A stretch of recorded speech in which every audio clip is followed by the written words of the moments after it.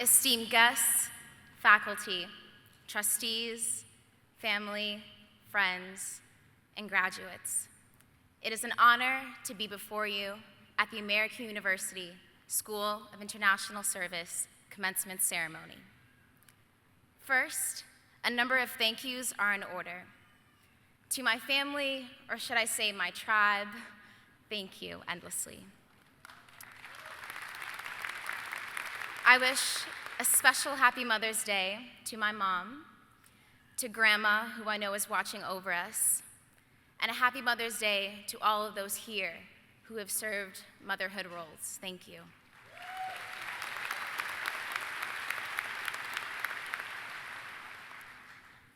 I am here by way of Kenya.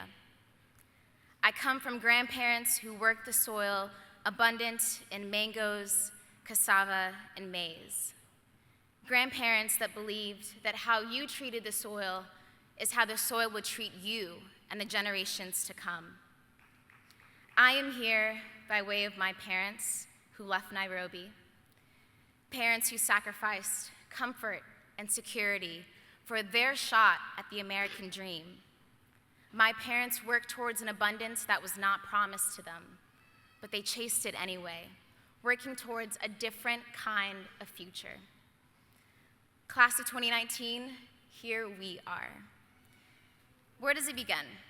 Well, we all remember taking world politics our freshman year, right? On the front page of my first exam was a blank map of the entire world. And the exam asked us to label 20 countries out of 195. Now, I don't know about you, but that was when I realized SIS was not here to play. Then, on the first day of my gender and conflict class with Professor Sajad, she said that by the end of the semester, you'll see the intersections of gender bias in everything. Well, I haven't been able to watch a movie casually since, so thanks. See, SIS has certainly pushed us to look closer at the details, to consider a multitude of perspectives and possibilities, keeping in mind that the international is always personal. In our own stories and coming to be's, we would not be here if it were not for the many that have paid it forward to us. At American, I owe much to the professors that have shaped my academic experience. Professors Wigfall Williams, Shinko, Sybil, Debinga, Britta Peterson, just to name a few. Fearless and inventive professors leading their respective fields. My time has been shaped by your mentorship, empathy, and thorough grading. But in this time of celebration, let's take a moment to reflect. As graduates of the School of International Service, what compels us to serve? See, I was drawn to AU and SIS because I was confident that this school would set me up for anything. A springboard to the Peace Corps maybe, finally mastering French, or landing my dream job in DC. But it wasn't always easy keeping that perspective. There I was, sitting in class, diving deep into theory, research methodologies, cognitive dissonance, and the like. Meanwhile, life is spiraling outside, and there are 1,000,001 news updates about the realities of this very difficult world that we live in. See, in the thick of things, I couldn't help but feel frustrated and disconnected. What was I supposed to do with these conceptual and abstract tools that I had gained? Stuck in this rut, I was reminded of this idea of putting the work in. See, for my grandparents and my parents, the fruits of their labor were not in the things that they accumulated, but in the very essence of continuity that they cultivated. In order to bridge that disconnect that I was initially in, I had to step back and let go of some of those expectations and checkboxes that I had, and instead focus on translating those concepts into reality from the classroom into the field, the international relations field that lies before us. I mean, it's on the walls of SIS. Service is a mindset, not a moment.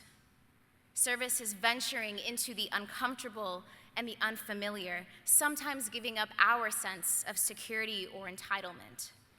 It's patient, active, receptive listening. Service is sacrifice. It's anticipating that our very assumptions and certainties may be wrong. And the wins may not be big or instantly gratifying, but with courage and inspiration, they start somewhere. This is what prepares us for the next thing.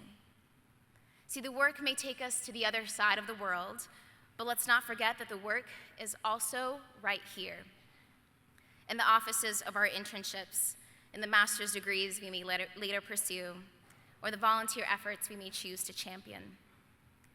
Ask the questions that everyone else in the room is too scared to. Dig deep into what biases and judgments you bring into those spaces. And look around and see who isn't at the table that should be. This is how we shake the dust.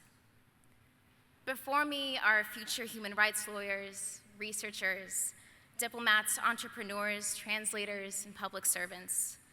A cohort that is willing to cross borders and break bread over differences. But the impact of this achievement, this degree that we now hold in our hands, is only as powerful as our willingness to pay it forward. To not settle for how the world is today, but to work the soil, shake the dust, and use the tools bestowed upon us to reap what a future may look like when we all collectively do better. To the class of 2019, my fellow graduates, we must not take this feat, this privilege, this opportunity lightly, for there is too much at stake. This moment is now our momentum. In Swahili, we say twende. My fellow graduates, onwards.